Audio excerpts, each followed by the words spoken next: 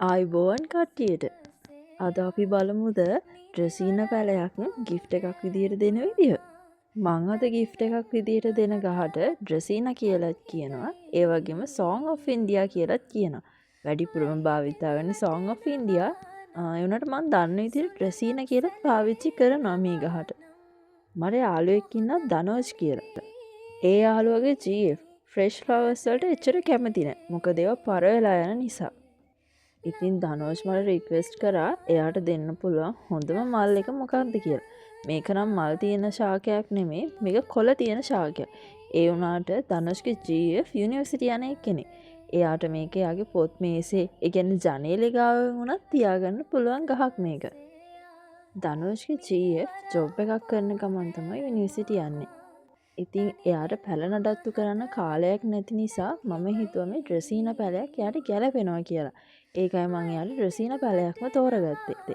එයාගේ BF එයාගේ husband වෙනකම්ම එයාට මේ ඩ්‍රෙසීන පැලේ එයාගේ BF කාලේ හිටපු එක්කෙනා දුන්න තෑග්ගක් කියලා මතක තියාගන්න පුළුවන්.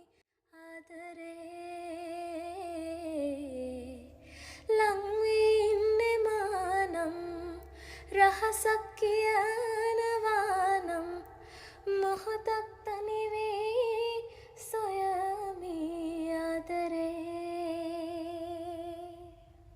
හිරවටුණු සඳසෙයා නිදිවර පොරෑ මහා තනිවෙන්න හතවත් තැන් හිඟයි.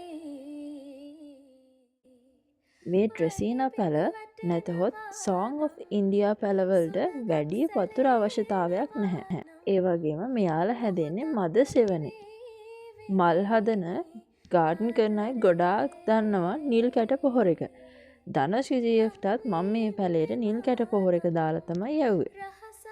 ඒ වගේම ඔයාලට පේනවා ඇති මේ ඩ්‍රෙසීන පැලේට පිටිපස්සෙන් තියෙන ස්නෙක් ප්ලාන්ට් එක. ඒ ප්ලාන්ට් එක යන්නේ ධනශ්‍රී GFට තමයි. මේක එයාගේ කාමරේ ඇඳ ගාව තියාගන්න තමයි මේ ප්ලාන්ට් එක අපි යවන්නේ. මේ තමයි ඉතින් ෆයිනල් ලුක් එක. ධනෝජ්ගේ GFට යන පැල දෙක.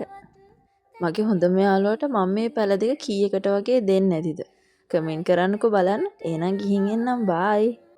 සුළඟක් සැලෙනවා නම් මොහොතක් තනිවී විඳීමි ආදරේ